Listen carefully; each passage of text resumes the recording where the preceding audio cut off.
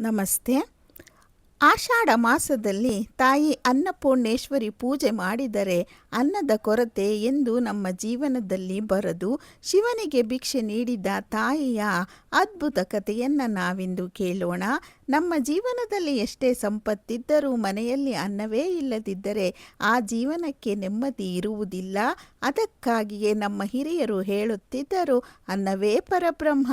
ಇಂದು ನಾವು ಅನ್ನವನ್ನು ಕೇವಲ ಆಹಾರ ಅಂತ ಭಾವಿಸ್ತೀವಿ. ಆದರೆ ಪುರಾತನ ಕಾಲದಲ್ಲಿ ಭಾರತೀಯ ಸಂಪ್ರದಾಯದಲ್ಲಿ ಅನ್ನವನ್ನು ದೇವರ ರೂಪವೆಂದು ಪೂಜಿಸಲಾಗುತ್ತಿತ್ತು. ಆ ಅನ್ನದ ಅಧಿಷ್ಠ ದೇವಿಯೇ ಅನ್ನಪೂರ್ಣೇಶ್ವರಿ. ಒಂದು ನಂಬಿಕೆ ಇದೆ, ಮಂಗಳವಾರ ಅಥವಾ ಶುಕ್ರವಾರಗಳಲ್ಲಿ ಭಕ್ತಿಯಿಂದ ನಾವು ದೀಪ ಹಚ್ಚಿ ಅನ್ನಪೂರ್ಣೇಶ್ವರಿ ಮಂತ್ರವನ್ನು ಜಪಿಸಿ ತಾಯಿಯನ್ನು ಆರಾಧಿಸಿದರೆ ಮನೆಯಲ್ಲಿ ಅನ್ನದ ಕೊರತೆ ಇರುವುದೇ ಇಲ್ಲ.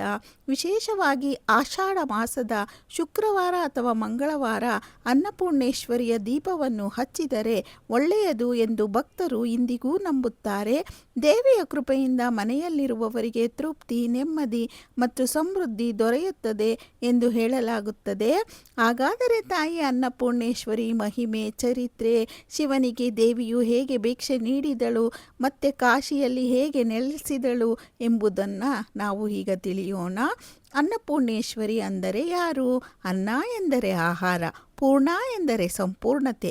ಹೀಗಾಗಿ ಅನ್ನಪೂರ್ಣೇಶ್ವರಿ ಎಂದರೆ ಜಗತ್ತಿನ ಎಲ್ಲ ಜೀವಿಗಳಿಗೆ ಆಹಾರವನ್ನು ನೀಡುವ ಪರಿಪೂರ್ಣ ತಾಯಿ. ಅವರು ಪಾರ್ವತಿ ದೇವಿಯ ಕರುಣಾಮಯ ರೂಪ. ಹಸಿದವನಿಗೆ ಅನ್ನ ನೀಡುವುದು, ಯಾರು ಹಸಿವಿನಿಂದ ನರಳದಂತೆ ಕಾಪಾಡುವುದು, ಕುಟುಂಬದಲ್ಲಿ ಸಮೃದ್ಧಿಯನ್ನು ಕರುಣಿಸುವುದು, ಇವೆಲ್ಲವೂ ತಾಯಿ ಅನ್ನಪೂರ್ಣೇಶ್ವರಿಯ ಕೃಪೆ ಎಂದು ಹೇಳಲಾಗುತ್ತದೆ. ಭಾರತದ ಅತ್ಯಂತ ಪ್ರಸಿದ್ಧ ಅನ್ನಪೂರ್ಣೇಶ್ವರಿ ಕ್ಷೇತ್ರವೆಂದರೆ ಕಾಶಿಯಲ್ಲಿರುವ ಕಾಶಿ ಅನ್ನಪೂರ್ಣ ದೇವಿ ದೇವಸ್ಥಾನ.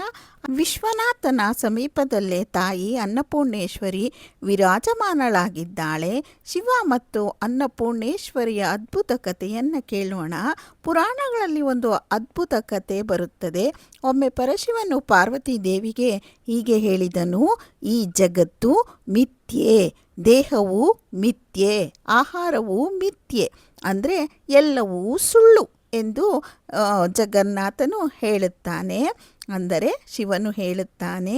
ಶಿವನ ಮಾತು ಕೇಳಿ ಪಾರ್ವತಿ ದೇವಿಗೆ ಬೇಸರವಾಗುತ್ತದೆ. ಆಹಾರವೇ ಮಿಥ್ಯೆ ಎಂದರೆ ಜೀವಿಗಳು ಹೇಗೆ ಬದುಕುತ್ತಾರೆ ಅಂತ ಯೋಚಿಸಿದಳು. ಆ ಕ್ಷಣದಲ್ಲೇ ಪಾರ್ವತಿ ದೇವಿಯು ತನ್ನ ಶಕ್ತಿಯನ್ನು ಹಿಂತಕೊಂಡ್ಬಿಡ್ತಾರೆ. ಜಗತ್ತಿನಲ್ಲಿ ಅನ್ನದ ಸಮೃದ್ಧಿ ಕಡಿಮೆ ಆಗುತ್ತೆ, ಹೊಲಗಳು ಬರಿದಾಗ್ತವೆ, ಜನರು ಹಸುವಿನಿಂದ ನರಳಾಡ್ತಾರೆ, ದೇವತೆಗಳಿಗೂ ಸಂಕಷ್ಟ ಶುರುವಾಗುತ್ತೆ. ಆಗ ಶಿವನಿಗೆ ಅರ್ಥವಾಗುತ್ತೆ, ಆಹಾರವಿಲ್ಲದೆ ಧರ್ಮವೂ ಇಲ್ಲ, ಯೋಗವೂ ಇಲ್ಲ, ಜ್ಞಾನವೂ ಇಲ್ಲ. ನಂತರ ಪಾರ್ವತಿ ದೇವಿಯು ಕಾಶಿಯಲ್ಲಿ ಅನ್ನಪೂರ್ಣೇಶ್ವರಿ ರೂಪದಲ್ಲಿ ಪ್ರತ್ಯಕ್ಷಳಾಗುತ್ತಾಳೆ. ಕೈಯಲ್ಲಿ ಬಂಗಾರದ ಪಾತ್ರೆ ಮತ್ತು ಅನ್ನ ತುಂಬಿದ ಚಮಚವನ್ನು ಹಿಡಿದು ಕುಳಿತಿದ್ದಳು. ಅವಳ ಸುತ್ತ ಅನ್ನದ ಪರಿಮಳ ಹರಡಿತು. ಶಿವನು ಭಿಕ್ಷುಕನ ರೂಪದಲ್ಲಿ ತಾಯಿಯ ಮುಂದೆ ಬಂದು ಭಿಕ್ಷೆ ಬೇಡ್ತಾರೆ. ಆಗ ತಾಯಿ ಪ್ರೀತಿಯಿಂದ ಅನ್ನವನ್ನು ಹೀಗೆ ನೀಡ್ತಾಳೆ ಮತ್ತು ಹೇಳ್ತಾಳೆ, ಜ್ಞಾನವು ಮುಖ್ಯ, ಆದರೆ ಜೀವ ಉಳಿಯಲು ಅನ್ನ ಅತ್ಯಗತ್ಯ. ಹಸಿದವನಿಗೆ ಅನ್ನ ನೀಡುವುದು ಮಹಾದಾನ. ಶಿವನು ತಾಯಿಯ ಮಾತಿಗೆ ತಲೆಬಾಗಿ ದೇವಿಯ ಮಹಿಮೆಯನ್ನು ಒಪ್ಪಿಕೊತಾನೆ. ಅಂದಿನಿಂದ ಕಾಶಿಯಲ್ಲಿ ಅನ್ನಪೂರ್ಣೇಶ್ವರಿ ದೇವಿಯ ಆರಾಧನೆ ಅತ್ಯಂತ ಪವಿತ್ರವೆಂದು ಪರಿಗಣಿಸಲಾಗುತ್ತೆ. ಈ ಕತೆ ಒಂದು ಪಾಠವನ್ನೇ ನಮಗೆ ಹೇಳುತ್ತೆ. ಹಸಿದವನಿಗೆ ಅನ್ನ ನೀಡುವುದು ದೇವರನ್ನು ಪೂಜಿಸುವುದಕ್ಕೆ ಸಮಾನ ಅಂತ ಹೇಳಿಬಿಟ್ಟು ನಮ್ಮ ಹಿರಿಯರು ಮನೆಯಲ್ಲಿ ಅಡಿಗೆ ಮಾಡುವ ಮೊದಲು ತಾಯಿ ಅನ್ನಪೂರ್ಣೇಶ್ವರಿಗೆ ವಂದಿಸುತ್ತಾರೆ. ಲಕ್ಷ್ಮಿ ಮತ್ತು ಅನ್ನಪೂರ್ಣೇಶ್ವರಿ ನೆಲೆಸಿರುವ ಸ್ಥಳವೆಂದು ಅಡಿಗೆ ಮನೆಯನ್ನು ಭಾವಿಸಲಾಗುತ್ತದೆ. ಭಕ್ತರು ಸಾಮಾನ್ಯವಾಗಿ ಹೀಗೆ ಆರಾಧಿಸುತ್ತಾರೆ.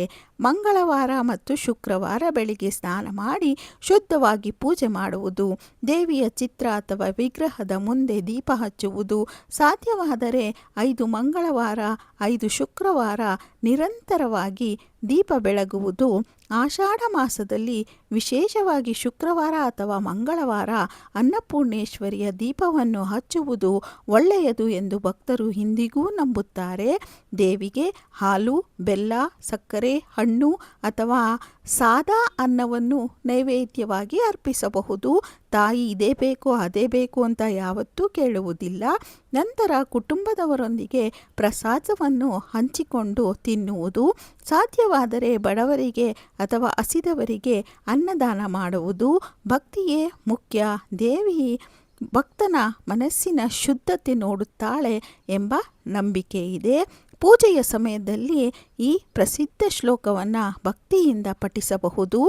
ಅನ್ನಪೂರ್ಣೆ ಸದಾಪೂರ್ಣೆ ಶಂಕರ ಪ್ರಾಣವಲ್ಲಭೆ ಜ್ಞಾನವೈರಾಗ್ಯ ಸಿದ್ಧಾರ್ಥಂ ಭಿಕ್ಷಾಂದೇಹಿ ಚ ಪಾರ್ವತಿ.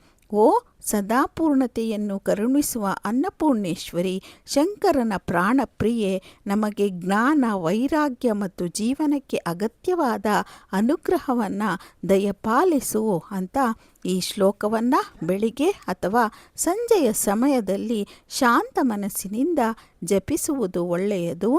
ಅನ್ನದ ಮಹಿಮೆ ಅಪಾರ. ಅನ್ನಪೂರ್ಣೇಶ್ವರಿಯ ಆರಾಧನೆಯೂ ಸಹ ಅಪಾರ. ಅತ್ಯಂತ ಮುಖ್ಯವಾದದ್ದು ಅನ್ನದಾನ. ಅನ್ನದಾನ ದಾನಗಳಲ್ಲೇ ಶ್ರೇಷ್ಠವಾದದ್ದು. ಏಕೆಂದರೆ ಹಸಿವು ಬಂದಾಗ ಧನ ವಿದ್ಯೆ ಸ್ಥಾನಮಾನ ಯಾವುದೂ ಸಹಾಯ ಮಾಡುವುದಿಲ್ಲ. ಒಂದು ತುತ್ತು ಅನ್ನವೇ ಜೀವವನ್ನು ಉಳಿಸುತ್ತದೆ. ಕಾಶಿಗೆ ಹೋದವರು ಅನ್ನಪೂರ್ಣೇಶ್ವರಿ ದರ್ಶನ ಮಾಡದೆ ಬಂದರೆ ಯಾತ್ರೆ ಅಪೂರ್ಣವಾಗುತ್ತದೆ ಎಂದು ಹೇಳುತ್ತಾರೆ. ಅನ್ನಪೂರ್ಣೇಶ್ವರಿ ನಮಗೆ ಕಲಿಸುವುದು ಅನ್ನವನ್ನು ಗೌರವಿಸುವುದು, ಹಸಿದವನಿಗೆ ಸಹಾಯ ಮಾಡುವುದು, ಕೃತಜ್ಞತೆಯಿಂದ ಬದುಕಬೇಕು ಎಂಬುದನ್ನು.